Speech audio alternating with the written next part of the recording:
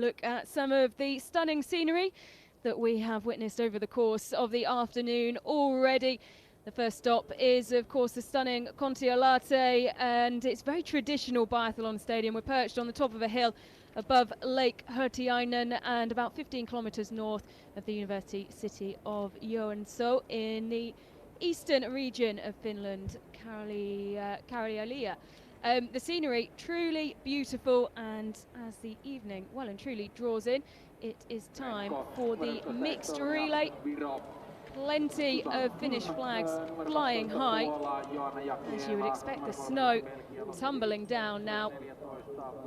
Good conditions though this morning. Alongside myself, Ellard is former Team USA biathlete Chad Salmela. Chad, well, we had a brilliant race this morning, and the snow starting to come down now. You're happy with the conditions this morning. What are you expecting for this evening's race?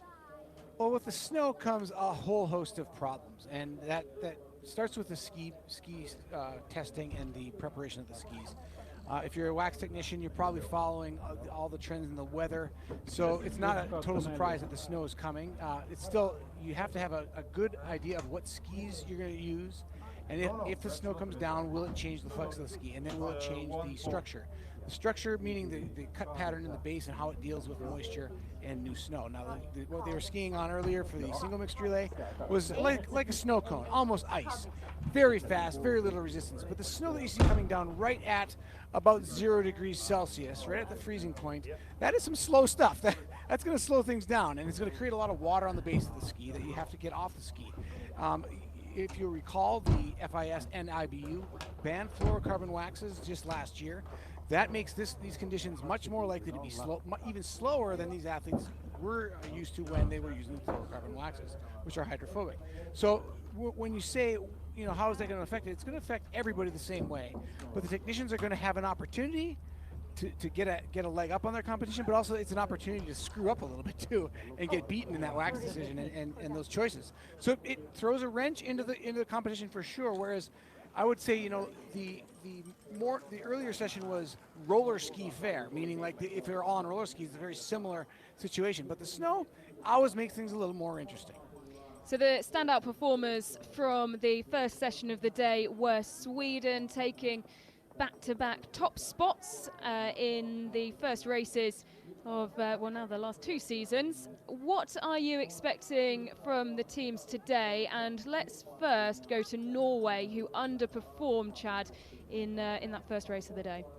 Yeah, they come in without the Bø brothers. Johannes Tingnes Bø and Tarjei Bø are not on the start, but Johannes Dahle Skjevdal and Vebjørn Sørum are taking their spots. They are certainly formidable, but it's not the strongest order that the Norwegians could put out there.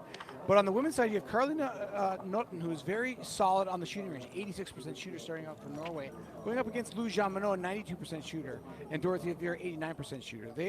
Jean Monod's a little bit faster skier, but it all comes down to really those first 2 legs, I think, between Norway and France, as to whether whether France can drop Norway.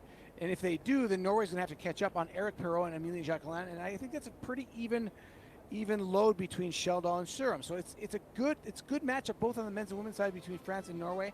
For a surprise, I would say watch out for Italy and Sweden. So we're taking a look at the course for this 4x6K mixed relay. Chad, well, it's traditionally a very tricky course, particularly because of the steep climbs. You don't really get a chance to switch off here in Kontiolahti. What do you think the preparations will be with that in mind? Well, this is a course that is really a great place to start a World Cup season because it tests everything these athletes have tried to train for over the summer months, as we see the German team warming up. The climb into the range is basically called the wall, and it is a wall. It is very steep and it's quite long. And that alone is one of the biggest tests of a shooting range on the World Cup circuit. This venue is known for that. But on top of that, with the slower snow, with the snow falling, that'll slow things down. And the shooting range can change quickly. It can change on a dime if the wind blows in. So from the time to zero to the competition, if there's any change at all, the athletes are left trying to figure that out on their own. And the coaches can't talk to them when they're on the range. So it makes things pretty interesting. Kontiolahti is an absolute biathlon paradise in terms if you want it to be a challenging race. So an early test of the season, let's say. We can see the start list flashing through the screen. If you are new to biathlon and new to the BMW IBU World Cup, it is, as we say, 4x6 kilometre relay, and it will be the women who go first and then brought home by the men. And we can take a look at the start. We will have 8 rows of 3 athletes. Chad, what's the key to getting a good start in this race? Well, I think the biggest thing is that you just get situated and you stay out of trouble. Every biathlon relay starts at a sort of pedestrian pace. And in a lot of cases, that's a good strategic move for some people to put one of their slower skiers who's a better shooter. Because very seldom does anybody go out and fly off the front of the first lap of the biathlon race. That means you can maybe put a little bit weaker skier in that first leg. And that is a strategy that teams take from time to time. But a lot of teams will pick that up too, and some of them might pick the pace up. So I think the biggest thing is keep your tips clear. Don't fall, especially on these fast course with this new snow falling. It's going to be variable. Where the new snow is, it's going to be slower, and where the new snow gets pushed away, it's going to be icy. So you could have variable conditions, testing your balance. So stay upright, don't fall, and just get to the first shooting stage intact, because that's where the race really starts. John Minot on the centre of your screen, wearing bib 1, and then the small number next to the numbers indicating the order that the athletes are going in within their teams. This is a very similar team to the one that was victorious in the first race of mixed relay last season. The only change from the quartets being that young Eric Perlot is in.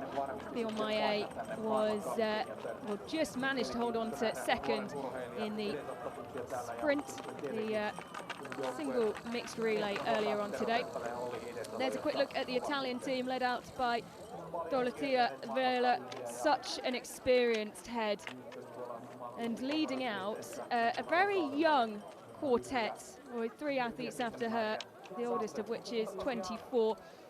Chad, I think with Italy, you have to say they're definitely looking towards the Olympics and developing their talent before that Winter Olympics on home snow.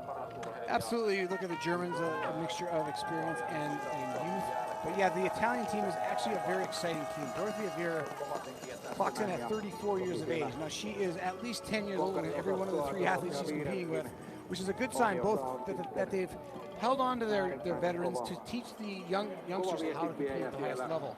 Dorothea Vera and Hanna Akhtaler share a gold medal from the World Championships in the women's relay from 2 years ago. And Didier Bionats and Tommaso Giacomel, both at 24 years of age, 2 of the most exciting up-and-coming biathletes in the entire sport. Italy's got a bright future. Absolutely. So silence falls.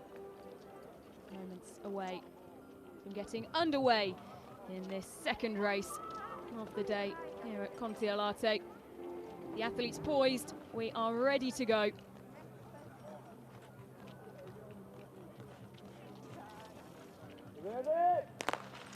And they're away in the first mixed relay of the 2024-25 BMW IBU World Cup season.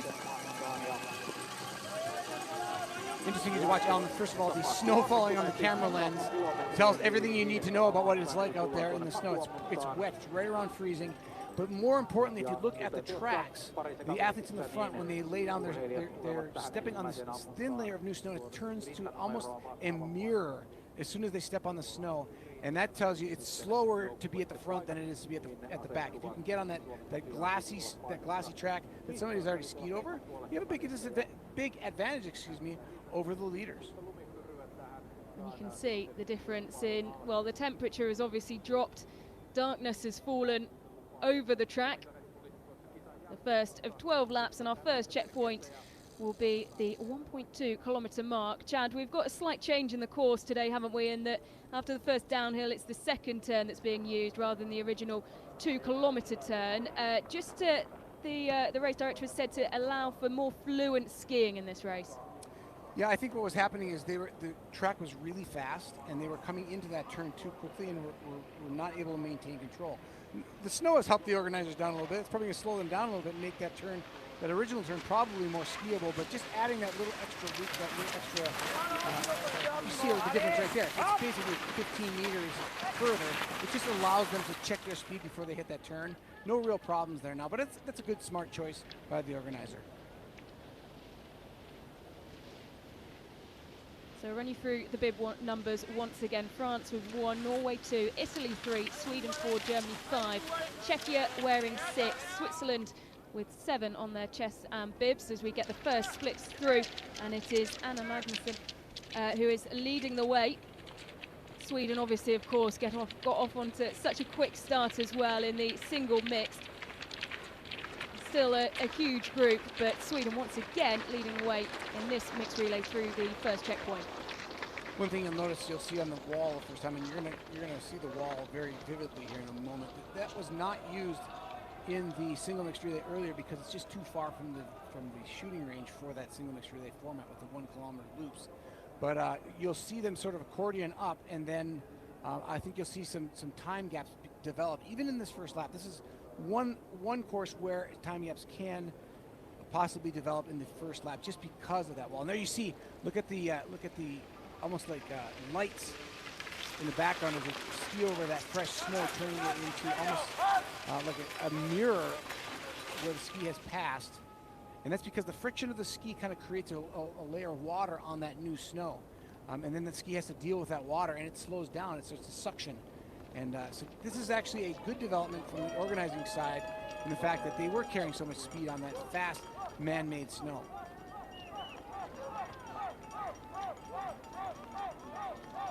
Everybody's still together here at the 1.4 kilometer mark. Magnusson leads. Puff of Germany, one of the young developing athletes, 22 years of age. Gets the nod for the German team. You can see just how hard it is to drive up the slope. It saps so much energy as well, and how much of a challenge it to go from there into the range. Well, this is the hard part. This is where you need to make a decision from that top of that hill into the range as an athlete. You have to decide, am I going to follow this athlete and manage that pace, or am I going to do my own thing? You see Johanna Puff, who is on paper is quite a ways off the ski speed of everybody she's near. She's in third place, feeling the pressure of Germany, but she's a +2 from the average pace of the field.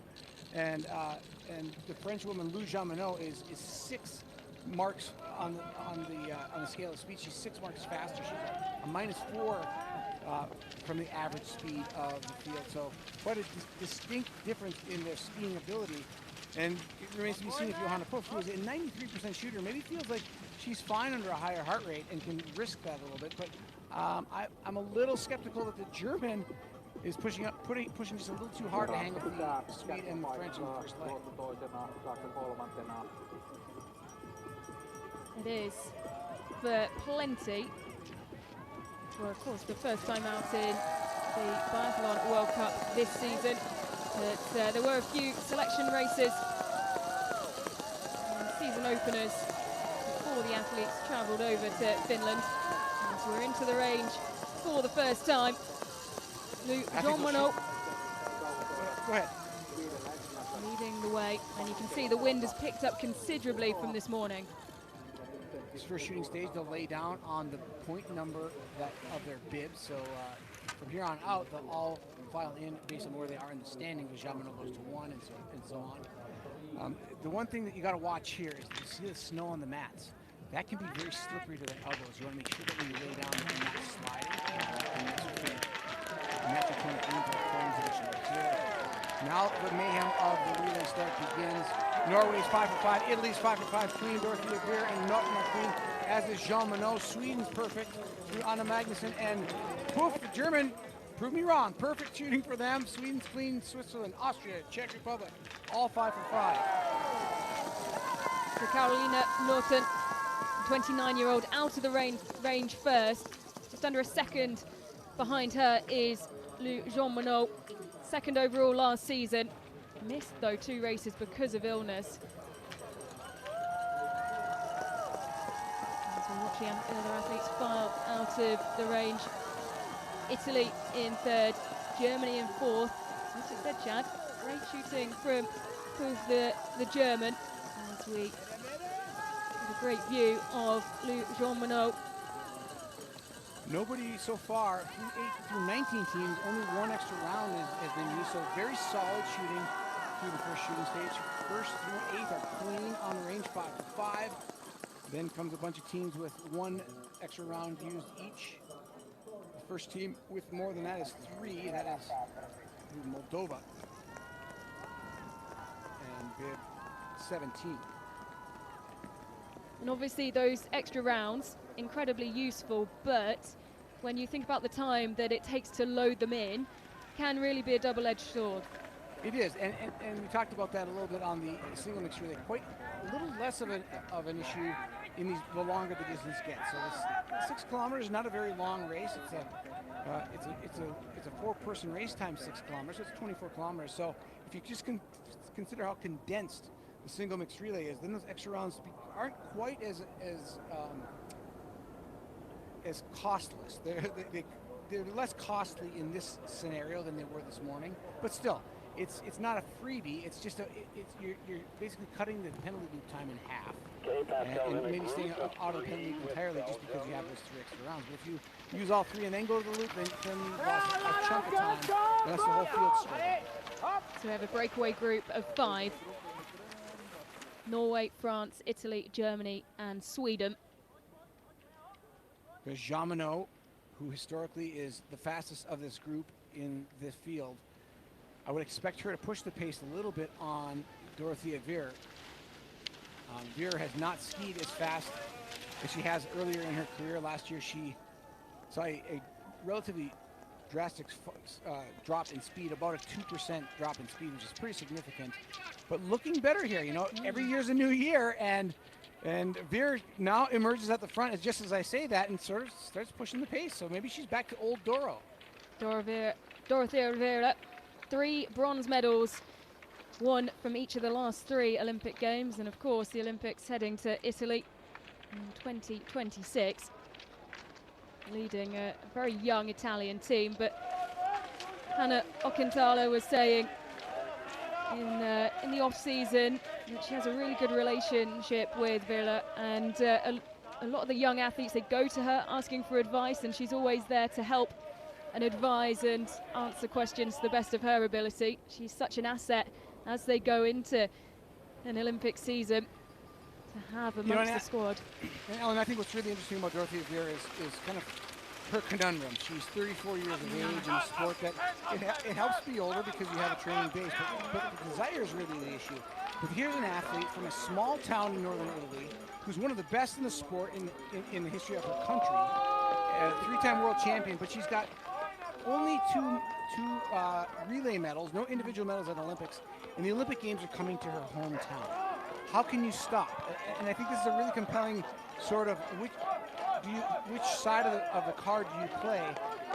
Do you retire early and call it good? We thought that she might do that, but she decided she's going to stick around to the Olympic Games, and Vier now drops into 2nd place, but really one to watch because she can really be a factor in setting the tone for the Italians into those Olympic Games. Yeah, we've spoken a bit about it earlier today when the shorts and the single mixed relay was going on, about different types of motivation, didn't we? And it is always interesting, particularly when you've had such a long and fruitful career on the World Cup scene, to then, you know, try and figure out what that next motivation is going to be. And when you look at the Olympics, obviously, and one on home soil, on home snow, such a big motivator. And she is holding a good position, 2nd, just tucked in behind Jean Monod. As it started to thread out a bit, hasn't it? Yeah. As Magnussen comes around the outside. And that's largely due to the new snow. I don't think this would have strung out just quite as quickly as if it had been as fast as it was for the single mixed relay. But just going back to the notion of Dorothea Vier, she can come in to that Italian Olympic team and not be at the best in her sport and still contribute in a massive way. She's such a fast and savvy shooter head-to-head that in any relay situation, as long as she's in good shape, even at 30, she'll be 36. Actually, it should be 38 at the Olympics. Sorry, 36. I was right. 36. It should be 36. It's not. It's old for normal standards, but she does not have to be in the shape she was when she was 28. She just needs to be able to hang with the pack and stay on the shooting range. And this is sort of like her job. The position we see her in right now is sort of the job she needs to play for those Olympic Games. So it's just a practice session for her. Well, we saw how well Simoneda went earlier on today. Age less of a defining factor in biathlon than potentially it is in other sports. But yeah, I think the shooting matters. I think that's the point. The shooting is a great equalizer, especially for Dora. She's clearly plenty fit at the moment. It's just a question of how level of fit compared to her past glory days. And she's already off to a 2-shot lead. It's Dora Veer in the lead, 4 for 4. She's shooting even with Naughton, and the Italian and the Norwegian go clean. Germany chasing there. She misses her final shot, does poof. So it'll be the Norwegians and the Italians. Jean Monod reaching for the extra round, has an extra shot to hit. And she's out of there for France. The key now is for France and Sweden to keep it close to the Norwegians and the Italians. And it's Dora Veer with the lead by 0.6 of a second over Naughton. It's going to be over. It's going to be around 10 seconds plus, over 10 seconds to third. It is a 10.3 gap back to Jean Monod. Dora Veer leading the way.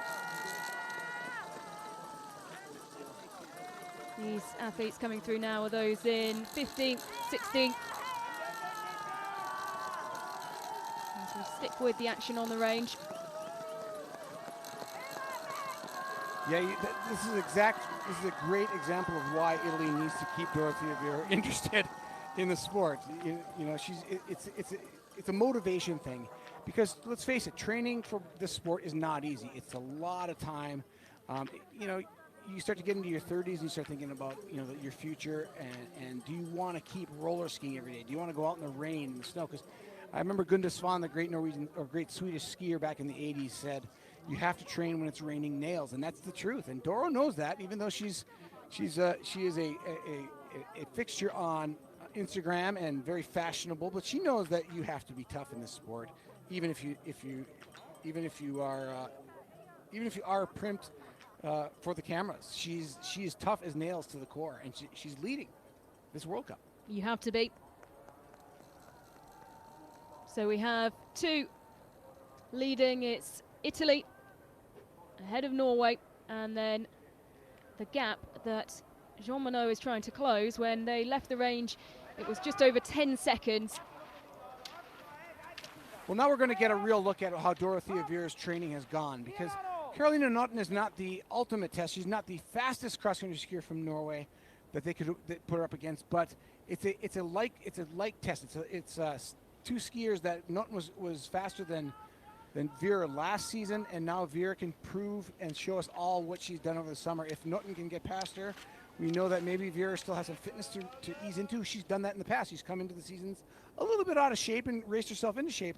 But this is a pretty impressive performance by Dorothea Veer. If you look, there's a lot of gap to third place, and it'd be hard to say that Dorothea Veer is out of shape right now. Yeah, we've just gone through the 5.2 split, and the gap has got bigger back to France and Jean Monod. It is now 11.9 seconds.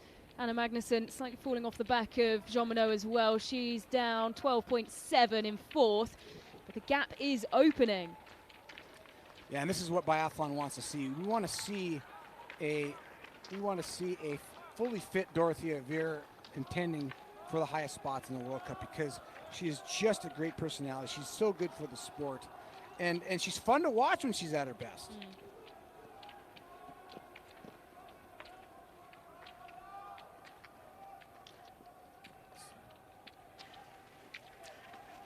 Got Switzerland now with Canada in tow.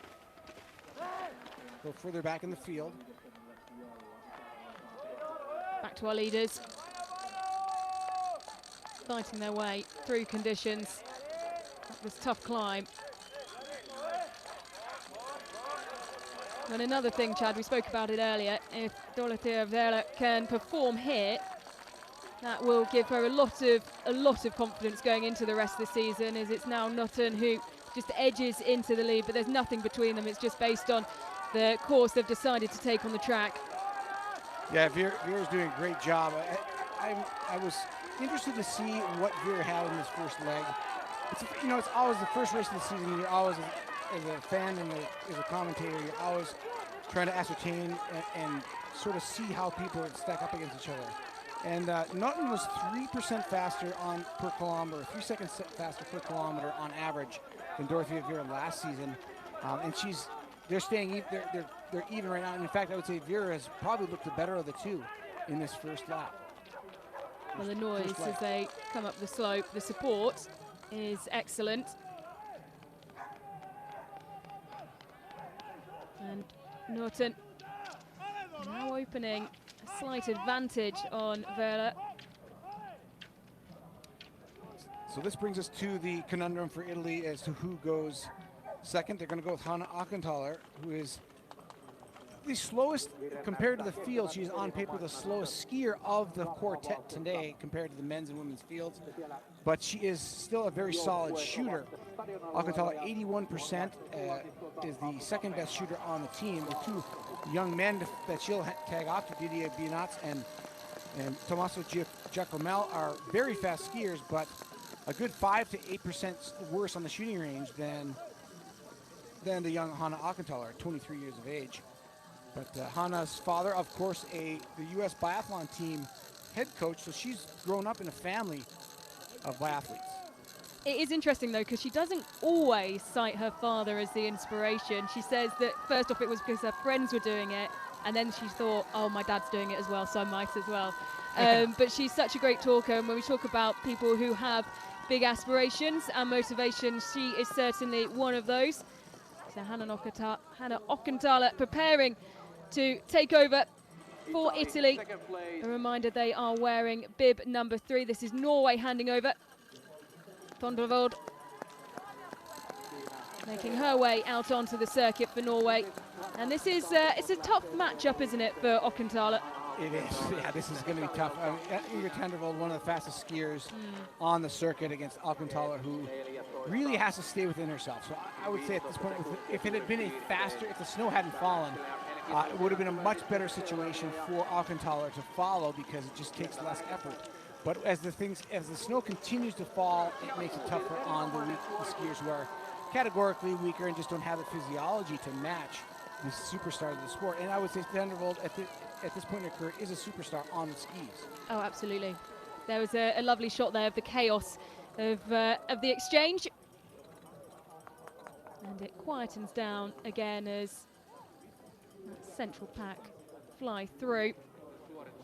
But this is exactly one of the reasons why we like the relay so much, is because you get an opportunity for youngsters like Ockenthaler, just 23 years old, to really test themselves and push themselves against those who have more experience, have more of the accolades. Tendervold, the Sprint Globe winner, of course, last season, and mass start the year before.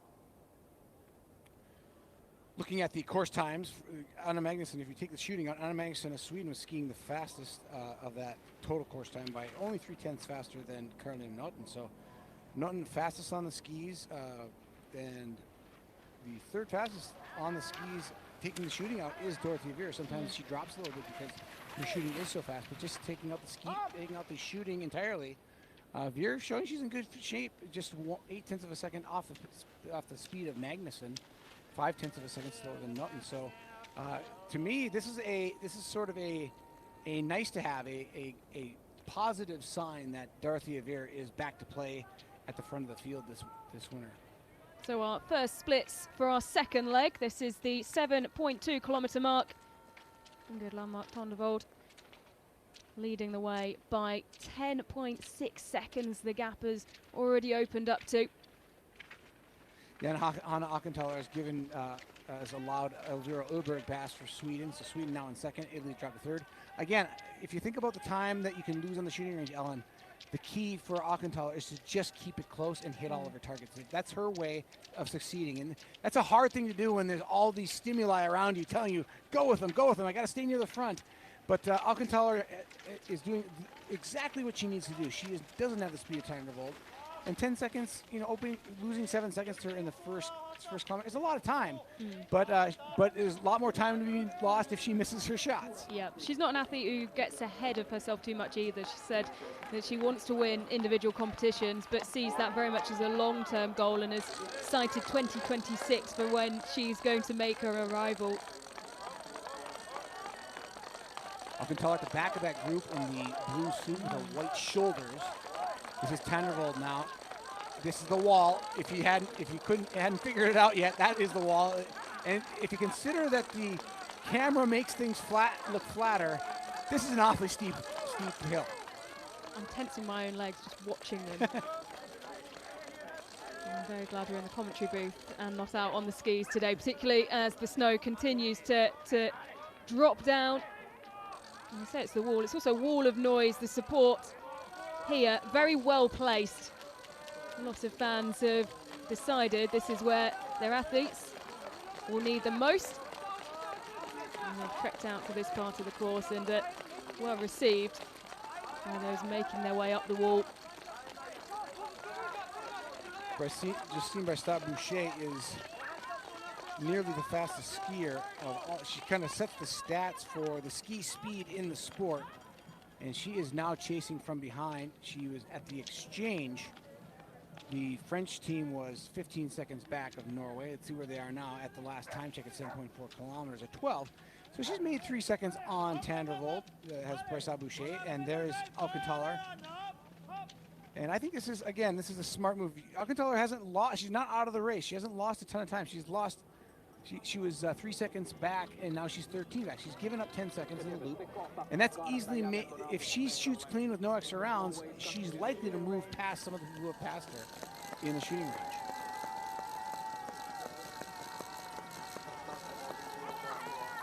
Tannervold heading into the range for her first time. This is shooting 3. Tannervold is a 96% prone shooter. That means, and that's over the course of a season. Last season, that is an impressive statistic. 96% of her shots went down over the course of a season. That is uncanny. But she struggles with the standing shooting. She's only 73%, and that makes it probably keeps her from being the best biathlete in the world, to be honest. I think that with that 96% prone accuracy, she's right up there. She's got to be the best prone shooter in the world, if not one of the top 2. That's what's her 2 for 2. As our Sweden. There's Mr. Sweden. And Tannervold is clear. Doing what she does best, Tannervold continues to lead for Norway, and this is what the rest of the field does not want to happen. It's to let Norway get too far out ahead. Justine Brysa Boucher clean from the prone position.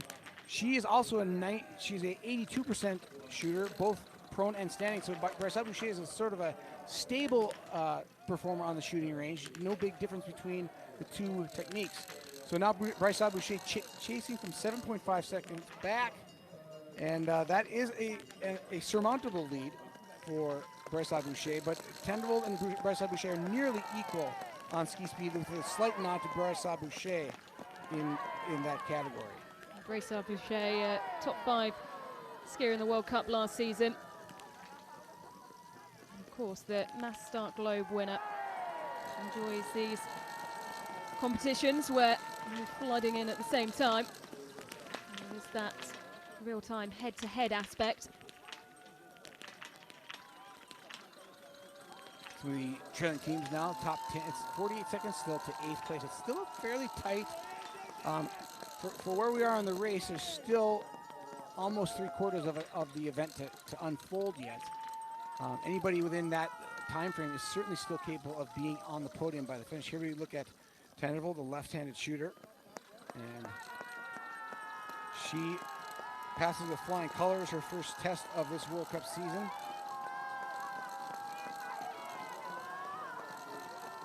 Right down the middle of the target there, you see the prone ring. It's the inner ring that you have to hit. Is about the size of the inner side of a toilet paper roll, from 15 meters away, or half a football field, depending on how you're measuring it. You're very good at contextualizing that, Chad. So the lead stays about the same at this point. Looking at it like about a 5.5, 10-second lead. Let's see where she is here. Hannah Uberg, the fastest one around that first lap. 5 seconds faster than Bryce Boucher. So Uberg trying to make up some of the time on the leaders. She had a miss from the prone, two extra rounds from shooting 3, her prone position, so that kind of thwarted her attempt to take over the lead. But she's right back with Bryce Boucher. Now Elvira Uberg, we know, we're essentially, Ellen, looking at 3 of the fastest skiers in the sport right now, all on the same relay leg. And it's Tonderold who's leading the way, but the gap has closed, as you rightly say, Chad. Bryce Boucher 5.6 behind. And Uberg sat in third, 6.1 behind, and then it is a big gap now back to Ockenthaler, who's on this leg for Italy, 22.4 seconds. Germany behind her with Franziska Pluyas. She actually made her World Championships debut back here in 2015. She won a silver in the mass start, gold in the relay. Did Pluyas, now 30 years old, and has had to overcome so much over the course of the last few years. Surgeries, illness. She had it's not so long ago really that she had her sinus surgery. But last season, 93% prone shooting accuracy, 4 podiums. She got off to such a great start in the World Cup this time last year in Östersund. Yeah, I feel like Preuss is the athlete that has never really quite fulfilled the potential that a lot of people saw of her 10 years ago when she was a junior athlete. She has had all kinds of health problems. And it's ironic that her boyfriend and longtime partner, Olympic silver medalist Simone Schempp, also had health problems. And it makes you wonder if they're maybe training a little too hard, or they've made some just stepped over the boundaries a few too many times. But her health did stabilize last year, and I was happy to see that. I think Preuss, if she can have a year where she stays healthy from the start to the finish, she could actually contend for the overall World Cup title. But it all comes down to her health, and when she's fit, she is absolutely a blistering fast skier. 31 seconds now for Germany back. They're chasing the Italians about 6 seconds ahead for a podium spot. They need to go another 23 or another 18 seconds quicker to get to the third spot. And here, look at the graphic. This shows you just how steep this wall is now. For the second time up this hill, you almost come to a stop. You have to really keep your hips forward and high, and try to keep the weight in front of your heels so that your skis don't bog down. And this is where really good uphill ski technique matters and keeps the skis moving. As much as we talk about the noise on the wall, I'm sure it'll just be a complete blur at that point when you're trying to just push through the lactic acid in your legs as you're driving up. Yeah, one of the things about biathlon, you almost can't afford to do that this early. You almost need to save that for the last time. If you're in the lactic acid, I mean, you really need to back off based on strategy rather than, at this point, fatigue. And because if you are, you still have to shoot standing. So you want to be somewhere, you want to be near that red line, like you're saying.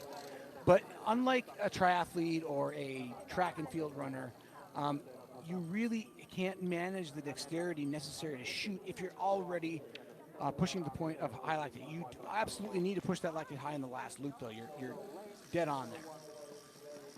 So we're now to shooting 4. Sound of old. By 9 seconds coming in. Start to the hit. This is her weakest of the two positions. 73% accuracy last season. She's better than that today, but she misses the last shot. Open opportunity for France and Sweden to take the lead. Sweden's going to do it. 5 for 5 for Elvira Uberg. They're going to leave together as Tandervold gets the extra round, and it'll be a Scandinavian lead group of Norway and Sweden locked horns on the last lap. And Bryce Boucher gets the missed shot with the extra round. She'll be chasing. Can she catch him? Well, what a great comeback this is for Elvira Uberg, leading Tandervold by 1.2, and then Bryce Boucher is now 12.9 down, coming out of the range. Now Hannah Auchenthaler also clean there, 5 for 5. Auchenthaler shoots perfectly on the day, and that's why she gets the nod. She's down 29 seconds. That's all skiing, but she hits the targets, and she's giving the two young Italian men a chance to fight it out for a podium spot at 29 seconds back and in 5th place. Italy, don't count them out yet. And she really announced herself in 2023, taking the gold medal at the World Championships in the women's relay, alongside Dorothea Vela and Lisa Vitozzi.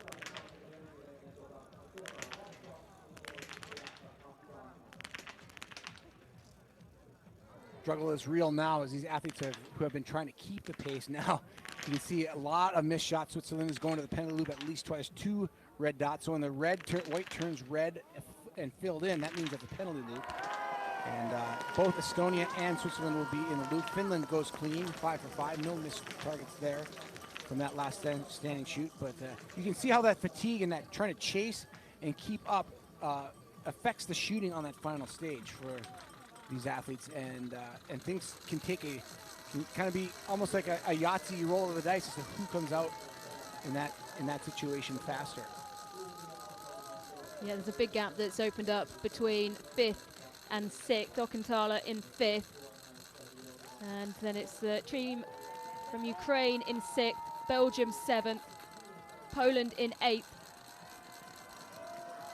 So Bryce Boucher had an extra round there, and that extra round cost her a place and a flip of the leaderboard from Uberg to Uberg and Tandrevold, 1.2 seconds apart, leading Bryce Boucher by 12.9. But look at the skiing of Elvira Uberg. At the front, she's putting a little bit of daylight between herself and Tandrevold, but not making a huge dent just yet. Tandrevold actually picking up the speed now and trying to get up on her heels, giving her, trying to at least put a seed of doubt in the mind of Elvira Uberg that she can drop her. And now Bryce Boucher, what's the gap? It was, at the end of the shooting, it was 12.9 seconds. It's up to 19. So Bryce Boucher, not in her top ski form, at least compared to Tandrevold and Uberg. Yep. That's Preuss. The gap is opening up. Preuss now has jumped up a place in 4th.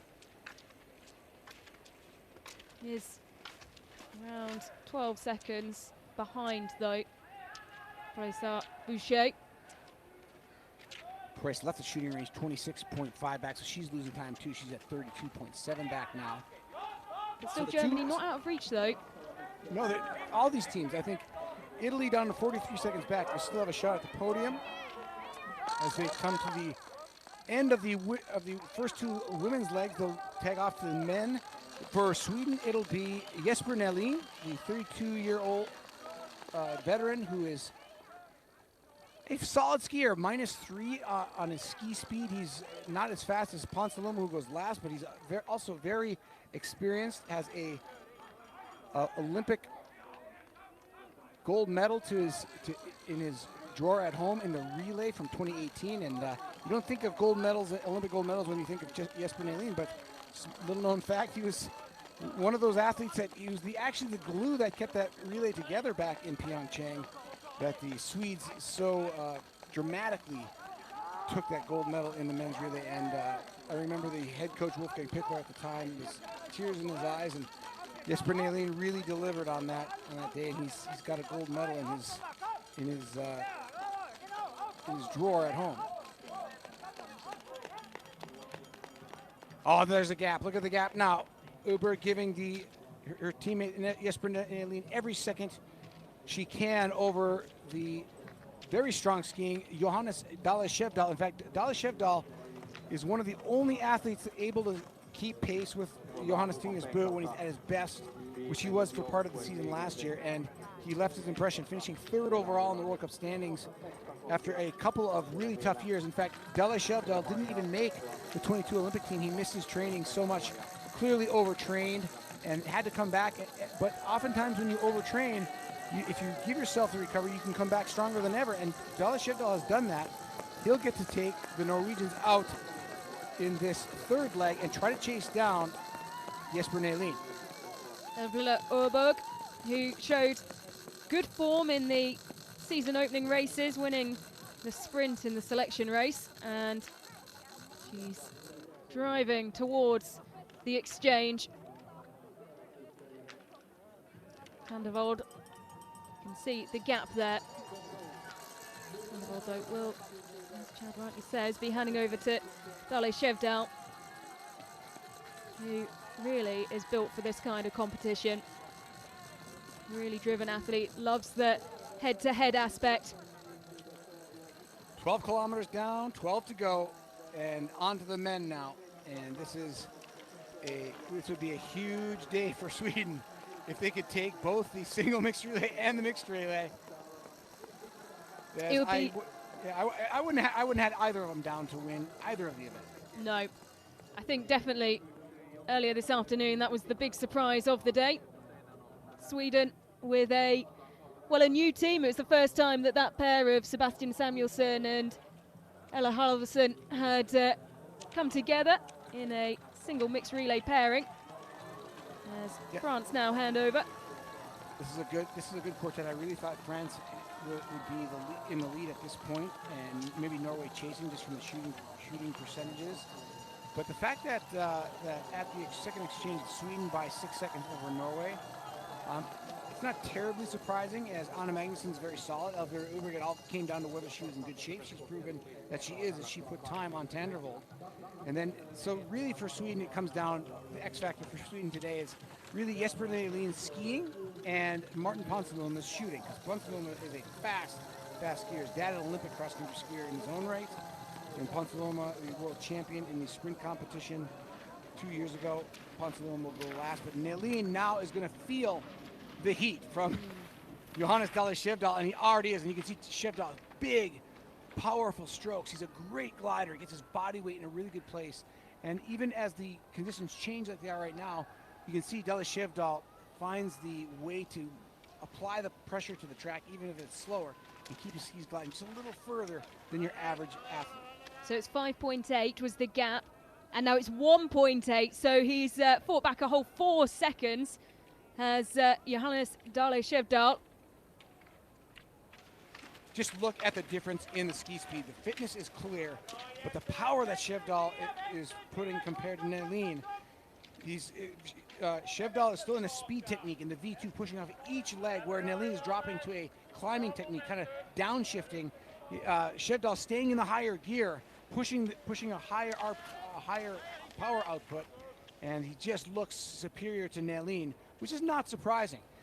Eric Perrault has to try to keep Shevdal within close enough range to take a strike at him and have his teammate Emilien Jacquelin go up against Vebjørn Sørum, because Sørum is actually somebody that I think if they're together, Jacquelin can beat. Well, he's got a lot of work to do. A gap of 35 seconds. And the 23-year-old, well, he won't be able to have any sight on the leading pair, but he'll have to try and keep that gap as small as possible. Dale Shevdal now slowing it down, just dropping to Nelin's pace. There's no reason to really put the hurt to Nelin at this point, especially if you want to keep your shooting on point. Shevdal, an 88% prone shooter, Nelin 86%, 2% differences between the two athletes. Perrault 81%. These guys are all basically the same when it comes to prone shooting. So Shevdal perhaps trying to get the upper hand by backing off and not blowing by Nelin. So we have three athletes who are through the 13.4K mark, and they're starting now to trickle more through the checkpoint before. Germany are 52 seconds down. At the last checkpoint, Italy were 67 seconds. That will be getting bigger. Danilo Reismuller has to keep Germany close, and he's got to do it with the shooting. Reismuller is not the fastest skier. He's made his way to the German national team for the World Cup standard, and he was a IBU Cup regular the last couple of years. So getting the nod here right away in the World Cup season is great for Reismuller, but he's a long way off the medal stand right now, and he's just got to try to keep the third place option open and try to make sure that he can keep it close to Perot.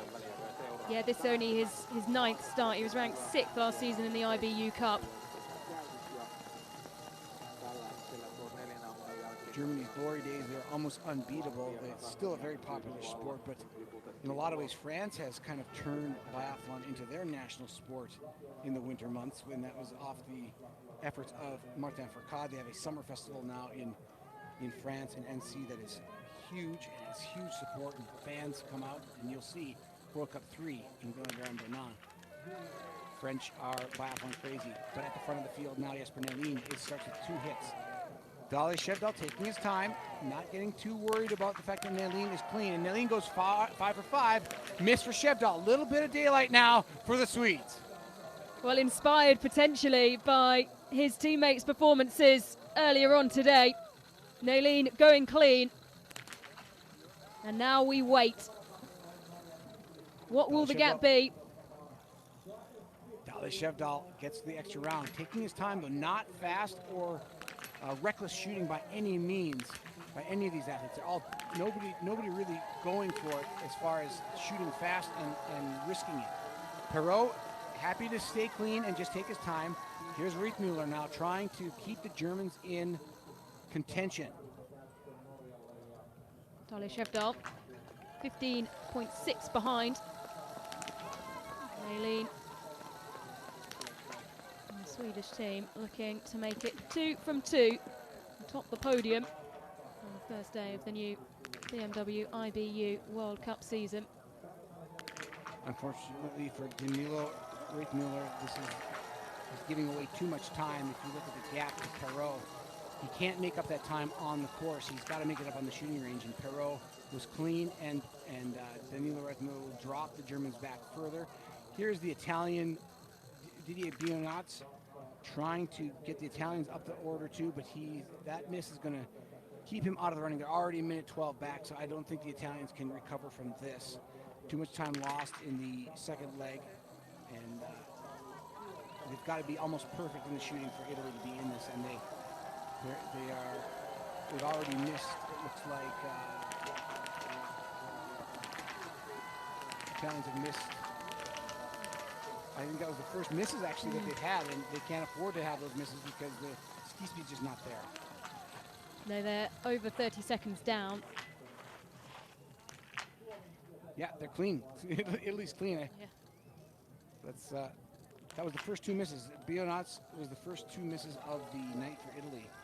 So that cost them about 24 seconds on the shooting range statistically. So he came into the shooting range 108 back and leaves 135 back. So yeah, he lost about 24, 25 seconds, 2 extra rounds. 12 seconds, it computes. But Nelin, can he be the hero and bring Sweden?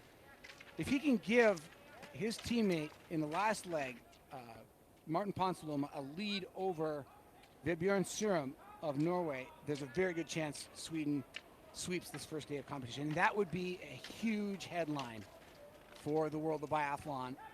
I certainly didn't pick that, and still a lot of racing to go, but so far so good for Sweden. You got to tip the hat to the coaching staff. They've come out swinging. Yeah, we don't want to make the calls too early.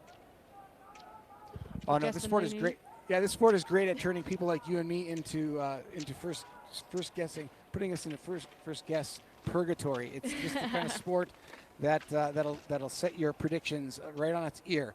So Nelin is having a great performance, but still, it's only a 10 seconds gap. Let's call a spade a spade. That's not much. No, it's been cut by 5 seconds as well. Dale Shevdal, so determined as a racer. He'll have eyes on that yellow bib with the 4 on the back of Jesper Nelin, and he will be chasing it all the way.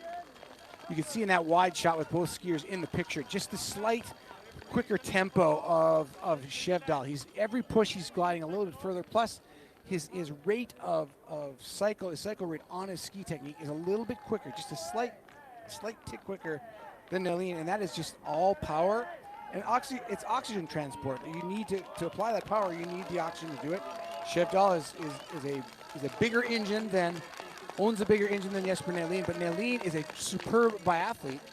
If he can continue to be the superb biathlete and Shevdal cracks it all, then he can hand his teammate the lead, and Sweden could do the unthinkable and sweep the mixed relays. So while Dale Shevdal is closing the gap on Nalin in front, the gap behind him, Eric Perlot, is opening. He's just become a little bit too out of touch, but then when you look at it, Germany are then 30 seconds behind the French team. At this point, has the podium slipped away from the grasp of the German team, do you think? I think unless there's a huge meltdown from the French, Emilien Jacquelin. And Jacquelin is known for being spectacularly exciting on the range. Now, if Jacquelin thinks he has a chance to catch one of the two teams ahead of him by being extremely quick on the range, then he could miss a lot of shots, go to the penalty loop, and have a chance for the Germans to come in and snatch it. But you know, Rittmüller now, he's almost 40 seconds. He's 40 seconds back of Perot. I think the ship is sailing away from the Germans at this point. So we're into the range, shooting 6 of 8. Jesper Nalin, closely followed in by Johannes Dale Shevdal. Side by side, Sweden will shoot first. Pressure cooker. 2 for 2. Nalin strikes first. Dale Shevdal's thinking about it, and he misses. This is what biathlon is all about. Nalin trying to slay the huge Norwegian machine, and he's done 4 for 5, 80%. Now Dale Shevdal senses a little opportunity, and he hits 2. Nalin goes 5 for 6 and will leave with a lead. And the lead will grow because Dale Shevdal has 2 missed shots, and now Perot has his chance at the silver medal as well. Perot starts with a hit. Shevdal has yet to take an extra round. He hits his first. 3 for 3 for France. Shevdal into the second extra round, and France goes clean. He'll move past Norway. Norway will drop to the 3rd spot, and a miss again for Dale Shevdal. It's all slowly coming apart for the Norwegian. Can he hit this final shot? 1 bullet left, or it's a penalty loop for the Norwegians, and his barrel is moving in the wind.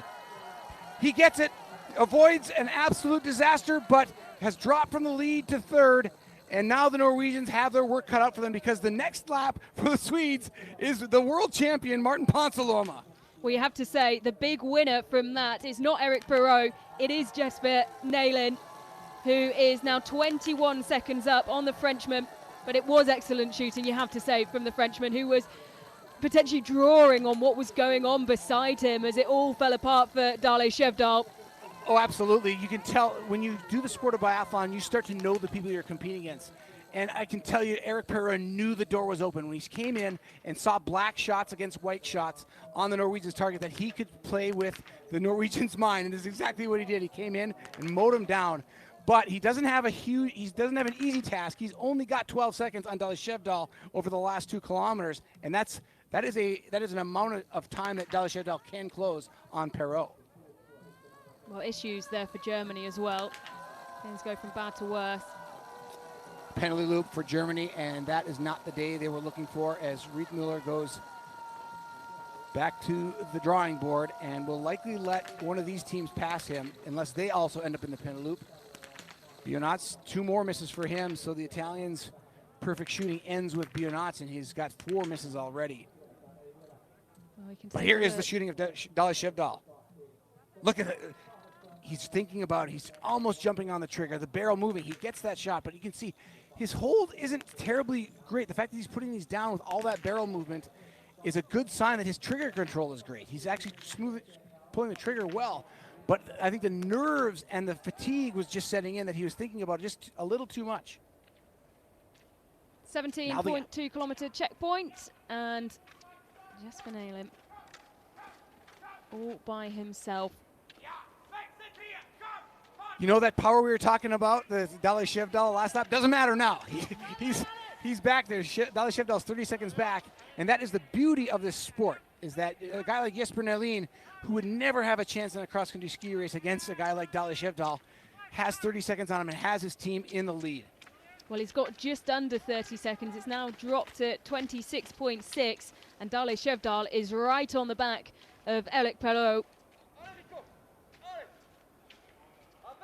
And they're going to need every second because Martin Ponsiluoma, while he's a very fast skier by reputation, he's also a little bit of a wild card on the shooting range. You never know which Martin Ponsiluoma is going to show up under pressure. Sometimes he can do things brilliantly and come in and just mow him down, but if he thinks about it a little too much, there's an opportunity for the chasers to catch him. And if you look at Vebjørn Sørum, he's not a great shooter. He's 80 and 81. It's solid, but it's not enough better than Martin Ponsiluoma at 79%. It's a percent difference, so there's no real advantage there for Norway against the Swedes on paper with Nelin delivering as he has. We said Nelin needs to be the sort of the lightning rod for this team, and he's doing just that. And what a day Sweden is having in Kontiolahti. I don't think they were thinking this would be the outcome of day one. Maybe they were. So Dali Shevdal up into second. The gap, though, remains just about the same. There's a fraction between the gap that Erik Pelot had on Jesper Nælin and the gap that is now held by Dali Shevdal. Shevdal left 33.9 seconds back. He's 24.6 back. You would expect him to take some time out of Nælin, but Nælin is clearly skiing well enough that it's not going to be enough to be of any major factor that Dali Shevdal needed to hit those shots to put Norway where they want to be right now. And now Norway goes to the weakest link. If you look at the Norwegian team, every one of them was ranked in the top 10 in the overall standings last year individually. Norton was 9th in the women's standings, Tendervold 3rd, Dali Shevdal 3rd in the men's, and Vebjørn Sørum is 26. It's not bad, but he's the lowest ranked guy on their quartet. And now he's got to go up against Ponsiluoma, who was 10th in the overall standings last year for Sweden. Well, we have seen some pretty incredible underdog performances over the course of the day so far. Will we get another one here, or will it be another victory for Sweden? Here's Nelin coming to exchange for the final time in this opening mixed relay. 2 men, 2 women, 2 men, each going 6 kilometers. Nelin has the Swedish team shooting very well. They have 1 missed or 4 extra rounds on the day. Great performance.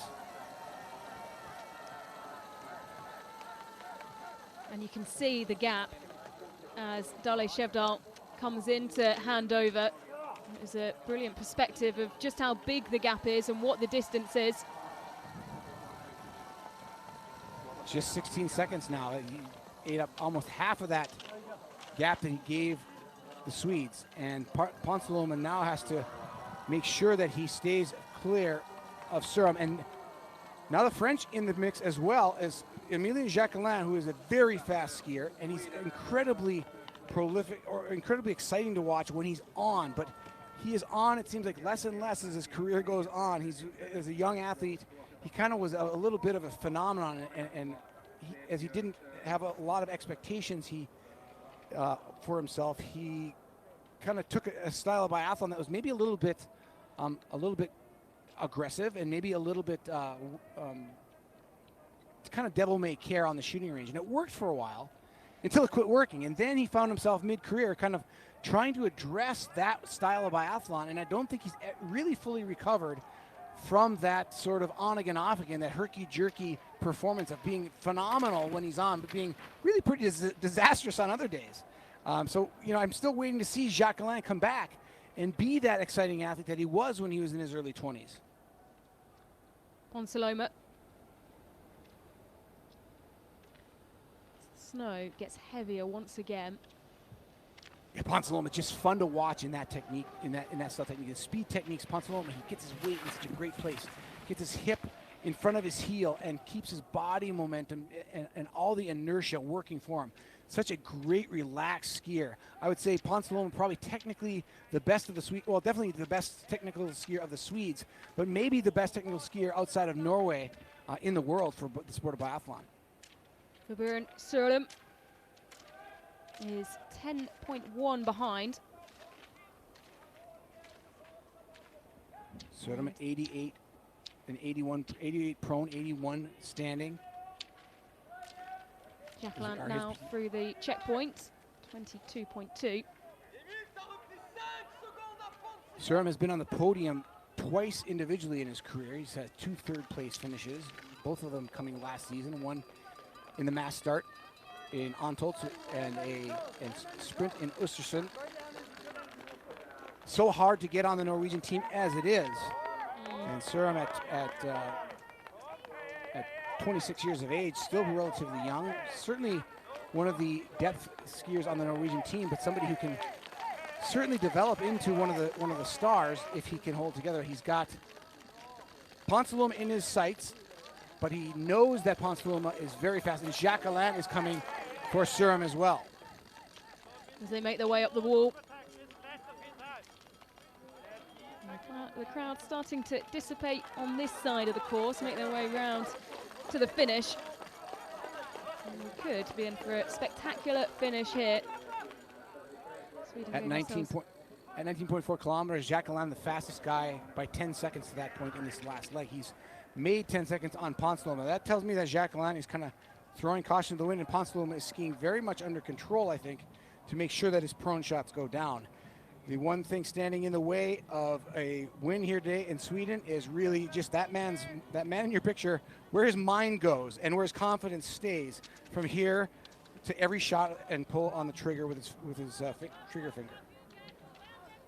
Yep, the everlasting question of to chase or to be chased.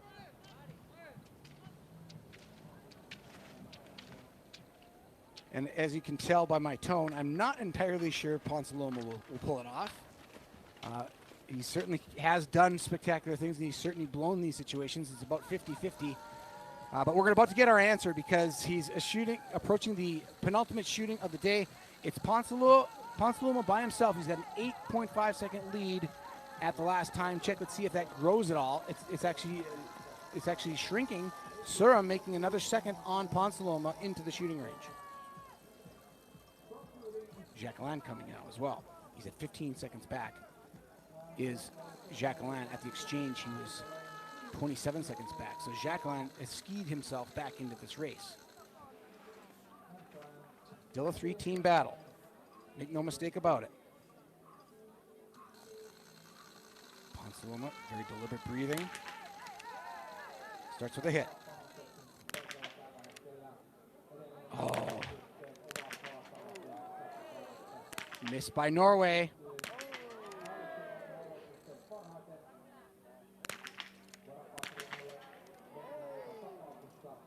Ponsiluoma to the extra rounds now.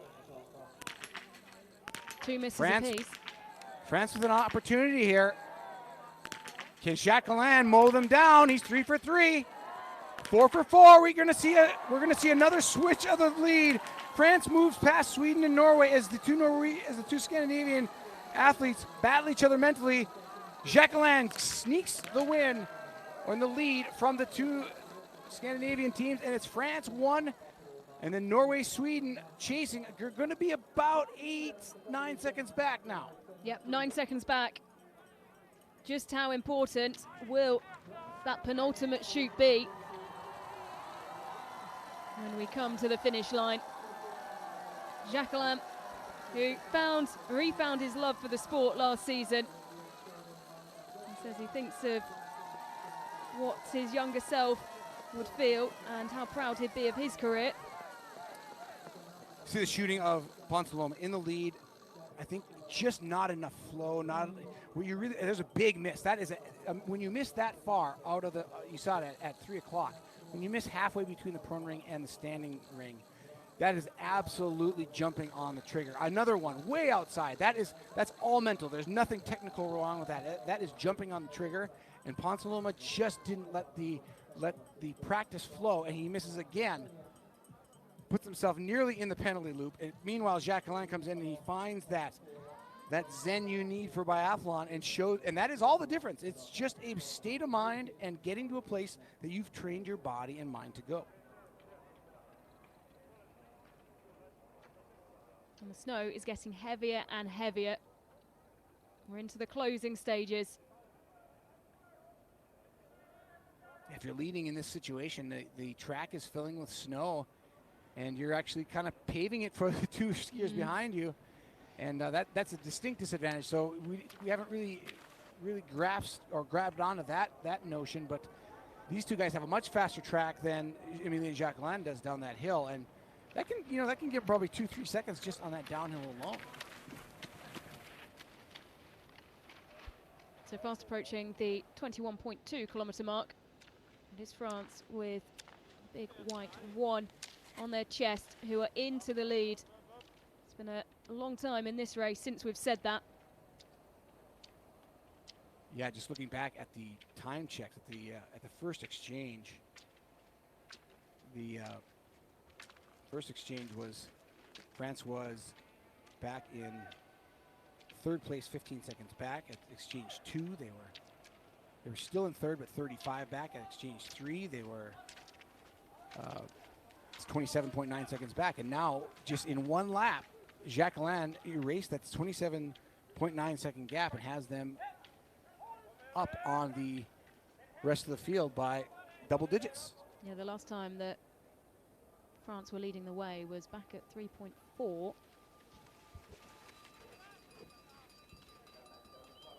And that goes all the way back to the women's between the first and second shooting stage.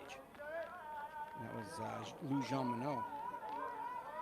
Now it's Jacquelin trying to give the French something to cheer about and looking very strong. And Surum is staying with Martin Ponceloma.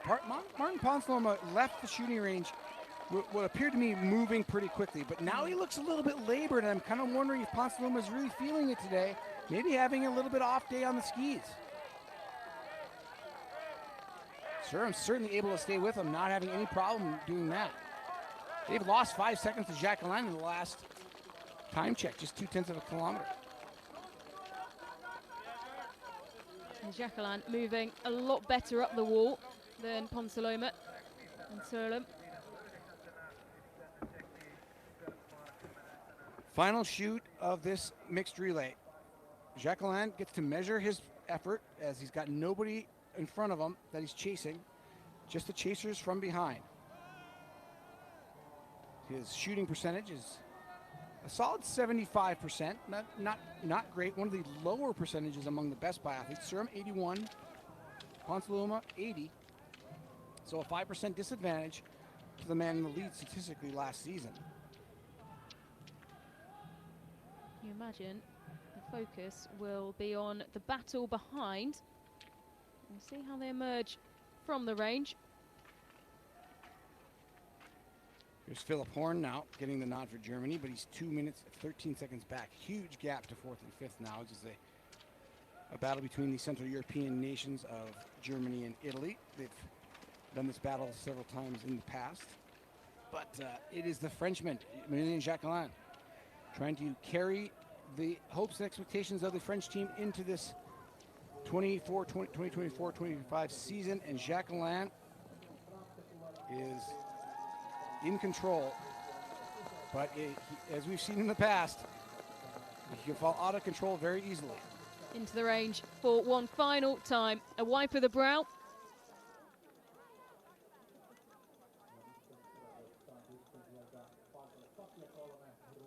And he has the range still all to himself.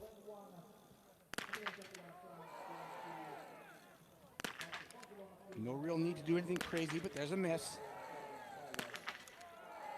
As the chasers line up, 4 for 5 for Jacquelin for the win. Loading the extra round, a little tough with the snow falling. Slippery, miss for Norway.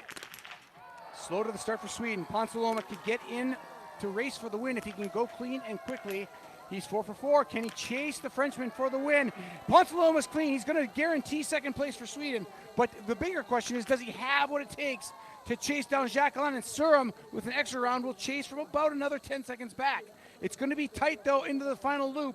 Jacquelin ticks the clock at 105, 21.4. Right behind him, Ponceloma, 8.6 seconds. That is a doable amount of time if Ponceloma is on. But I fear he might not have the fitness he needs to catch him.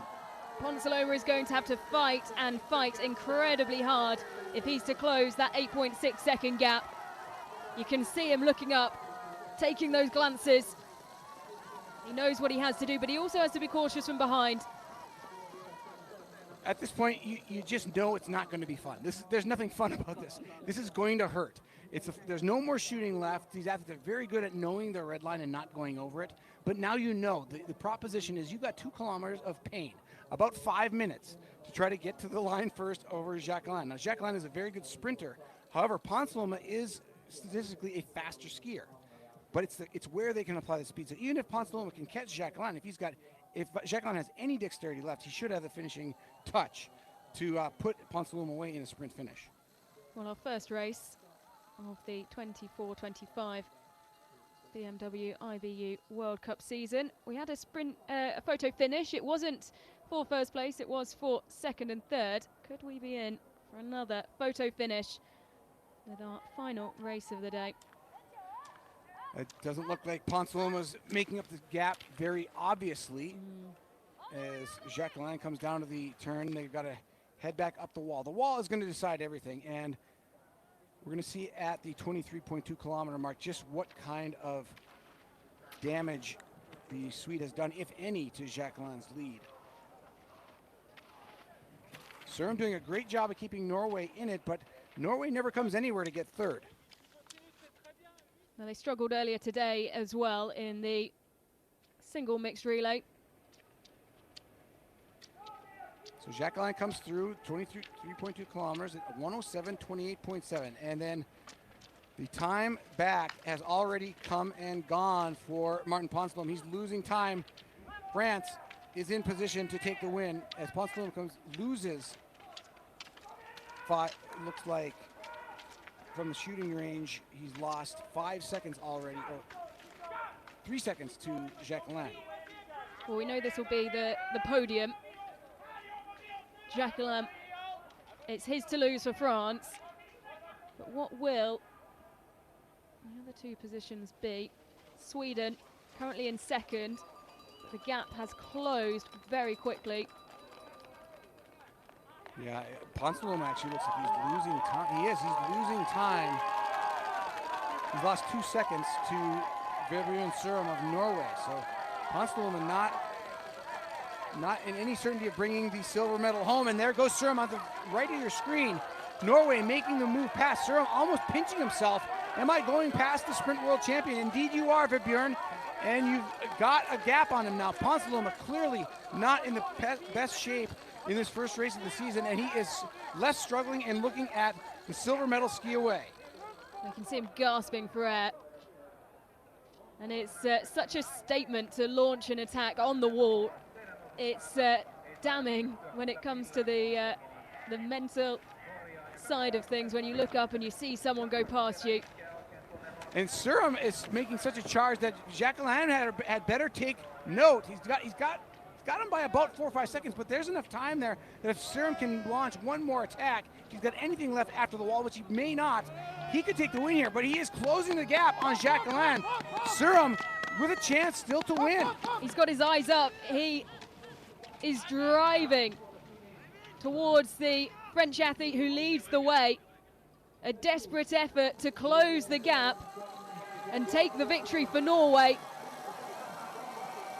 Sørum is looking like he's going to run out of real estate, though. No, they've got a little bit of time. Sørum is carrying the speed into Jacqueline. Jacqueline senses now the trouble he's in. And here comes Vebjørn Sørum around the side of Jacqueline for the win of this opening mixed relay. Can Jacqueline hold off? He can't. It's going to be Norway grabbing the victory at the finish line. What an incredible finish of our second race of the day here at Kontiolahti. Norway have done it. They've fought from behind, and you can see the frustration on the face of the Frenchman. Jacqueline thought he had it. Ponsaloma will take third for Sweden. But what a finish, what a way to really kickstart the 2024-25 BMW IBU World Cup season. An incredible finish, a statement finish from the young man of Norway. The statistics simply don't back this up in any way, shape, or form. By all accounts, Vebjørn Sørum was not the strongest man in history against these athletes, but it's the first race of the year. A lot of these athletes don't have that prime pump that they're used to, and if you look from reputation alone, Jacqueline and Kontiolahti should have been able to ski away from Vibjørn Sørum, but Sørum brings Norway back in the most improbable. They didn't lead the entire race, and they led where it mattered most, the final 5 meters. Norway with a shocking win from behind. Well, you can see how much it means to the team. Notten and Tandrevold had done a good job. It started to fade midway through Tandrevold's leg of the relay. They brought it back. What are you saying, Chad? Norway, they don't go to lose, do they? I mean, even at the top of the wall, I didn't think it was possible for Vibjørn Sørum to catch Emilie Jacqueline. Jacqueline is known as one of the best finishers in the business. And he had plenty of space to hold off Sørum. And you could just see his body kind of shut down. And Ellen, let me make this clear. There is no way, if this snow hadn't fallen, there is no way that the conditions were slow enough for Vibjørn Sørum to make up the problems he had and the gaps he had to win this event. The snow was a factor, and Vibjørn Sørum, particular fitness on this day, got him the win. It was a very specific circumstance that led to this victory for Norway, but it was a thrilling one, to say the least. Well, 2 incredible races for very different reasons today, and 2 very exciting finishes at times. The sprint and the single mixed relay for the silver medal position. And this time round, we had it for the top spot on the podium. That would be Norway, who stood atop it. Germany coming through for 4th, Italy 5th. Well, they found themselves in times in good positions, but it was really that third leg, wasn't it, Chad, where it all just sort of fell apart for Italy and Germany. Yeah, they really didn't have the horsepower at this early stage of the year. Now, as the season moves on, people get stronger and people get weaker and people get sick and people have cold and people find peak performance. The first day of the World Cup is a very tough one to negotiate because these athletes are thinking long-term of the World Championships and how to get to the end of the season in March intact, healthy, and in good shape. And the first race is not one where you can necessarily count on all your training to pay off. In fact, you're probably still putting some of the finishing touches on those power moves that we saw late in the race. Sørum had them. The Norwegian and the Swede did not. Or not, the French and the Swede did not. Ukraine coming through for 6th. Not a bad day for Ukraine. That's a solid performance. 6th is a great day for this Ukrainian team, and giving them a little bit of a shot in the arm as they go towards the World Championships here in the top 10. The gap is big, but the gap that you see, this 2:43 to 5th place, again, that's largely the snowfall. The snowfall is just going to spread an event like this out. It's going to make the gap between the strongest skiers and the weakest skiers even that much bigger. As you see Finland come in for a solid 7th place behind Ukraine. And then Czechs in 3rd. That's a small victory for the Finnish team. The top 7, they'll take that. They're on the roll again. Sorry, guys.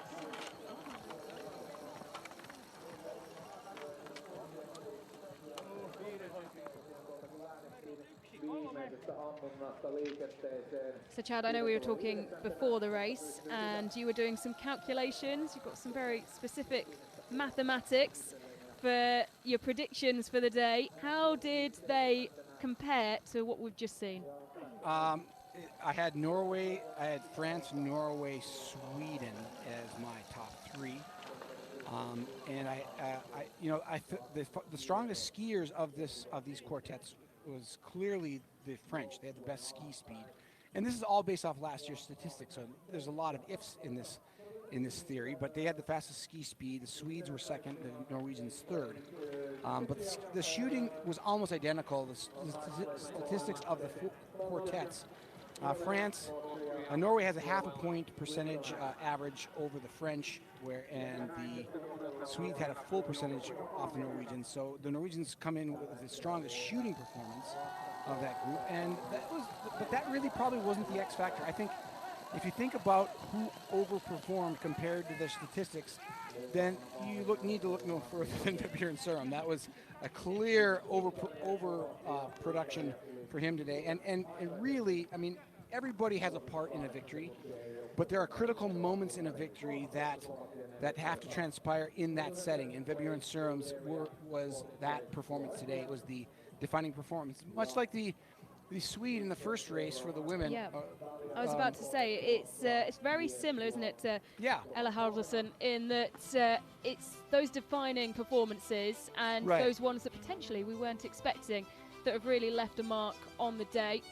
And in some way, maybe we should have been expecting that with it being the start of the season. But I would be very happy if we see more of those for the rest of the week.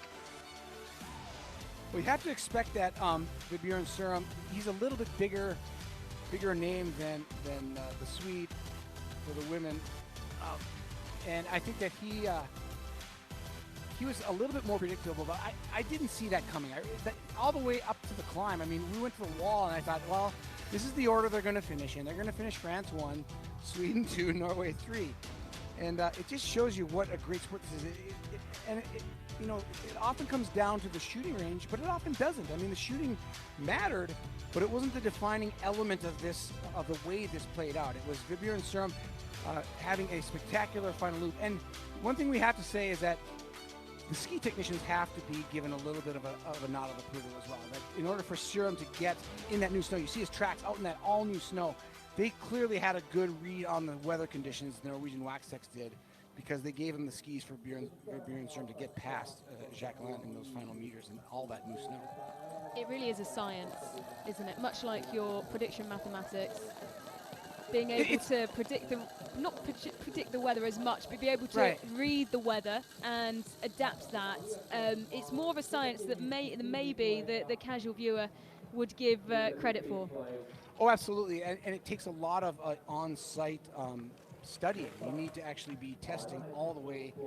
You need to be testing all week. The problem is that they've been skiing on this man-made snow with no new snow. So this is a completely new thing for them to test. They haven't had a chance to test this snow. So think about it. They haven't seen snow yet in this region. And the ski technicians have to know the athletes they're working with. They have to know their skis, how they flex, what's going to happen, and how the snow is likely going to look. What is the water content of this flake on the ground? It's almost alchemy. It's part science, but you also need to have some experience and some guesswork as to what's going to happen, and that cannot be understated in the course of this event. That the ski selection and the choice of the skis is a huge part of success on a day like today.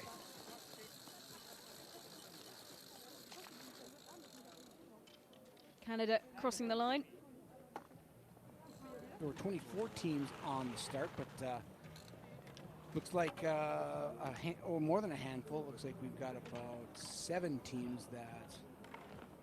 8 teams that are not going to finish today because they've been lapped, including the United States, Estonia, Slovenia, South Korea, Moldova, Romania, Latvia, Kazakhstan, and the United States all lapped and will not finish in this competition. So we'll move on to the next day's competition, the relays tomorrow.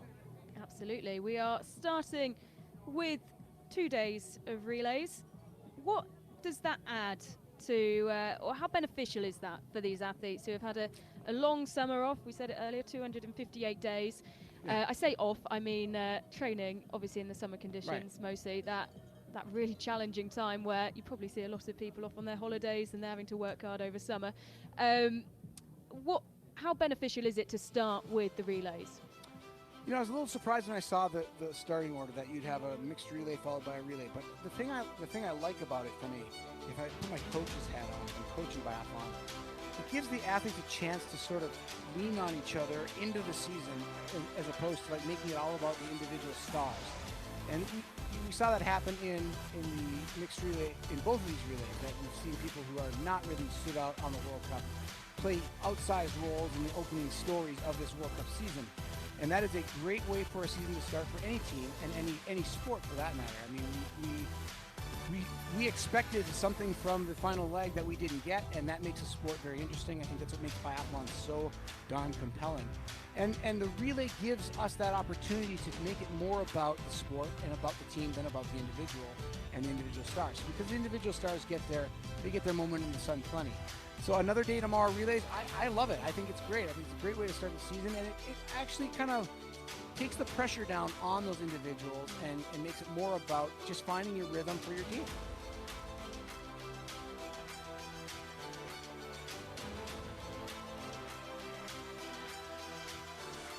What a great finish that was. We'll remember that one. Ingrid Vandervold is absolutely thrilled with the victory. Ziggy Mazet, the famous French shooting coach who has defected, I think it's about 8 years since he left the French team, and Martin Fourcade and congratulations. That was an amazing competition and fight. How did it feel to cross the finish line with the win? Oh, that was crazy. Nothing I expected from the last shooting. I was trying to reach the Swede, and then I saw right before the last finish, or to the finish line, I saw Jacques as well, and he was pretty tired, I guess. So, but me as well. So I just tried everything I could, and it was so great to be first over the finish line. Good start of the season for you. So does it give motivation for the upcoming competitions? Yeah, for sure. It gives motivation, and I'm already looking forward to the next races. Thank you. Congratulations. Thanks. That'll be a performance that will be celebrated in Norway. Norwegian fans absolutely rabid about all their winter sports, particularly anything having to do with Nordic skiing. And Bjørn Sørum just put a notch in his cap. He just raised his stock level in Norway just a little bit today with that finishing flourish, and putting Norway where they actually, as a nation, expect to be on a day like today. They are in third in the intermediate standings after now 2 competitions, both of those, of course, today. Yeah, the Norwegians won the World Cup overall team score for mixed relays by just under 100 points, by 99 points over France last year. So not the same start. They actually finished second in this race last year. It was Sweden who won. Well, that was actually the single mixed relay, but the mixed relay was won by France last year, with Norway second. Get a look at the bronze medalist team, and almost a spectacular day for Sweden, but what a difference 2 kilometers can make in a storyline. Yeah, absolutely. And of course, the air is in the range.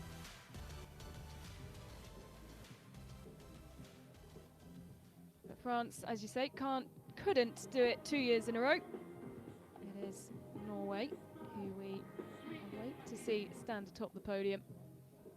The Nations Cup score after 2 competitions, and Chad, once again, just remind us the importance of a high score in the Nations Cup. Well, you look at the achievers today. You look at Finland in 7th with 240 points. The importance is that you get more starters. It determines your competitive lot in your quotas for the IBU World Cup. And for the Finns to be 7th after day 1 in Finland, biathlon is not as big a sport as cross-country skiing is in Finland. It's always struggled to match the outsized role it plays in culture in Finland. But this is a good start for the Finnish team. They're not a team of superstars, and to be 7th after day 1 as the host nation, huge kudos to the Finns today. A little surprising to see Norway in 3rd. Don't feel bad for Norway for very long. They will come back and they will dominate. So be aware of that. But a little bit of a shot in the arm for the French and the Swedes today. That's the one of the tales of the day, isn't it? Don't expect Norway to be down for too long. They didn't have the performance they would have wanted in the single mixed, but well, what a performance to take the victory in the mixed relay here at Kontiolahti. Someone's very happy with their bib there. Hardy fans in Karelia here. This area comes sort of, I have relatives. I'm 100% Finnish American, and I've got family from this neck of the woods. My mother, or my wife, who was born in Finland and a Finnish citizen, also has family from this neck of the woods, kind of the eastern side of the country, near the city of Joensuu, where it's a big university town, and this venue of Kontiolahti is been one of the mainstays of Biathlon World Cup venues over the last 20 years. And the great Kaisa Mäkäräinen made her home here. And, nice to see the World Cup start off here in Finland. Certainly very nice to see the snowfall and see winter reappear in any neck of the woods where there's a winter sport being played. Certainly an air of nostalgia, isn't there, at this stadium? There is. The athletes make their way over for the flower ceremony. Anyway, deep in discussion.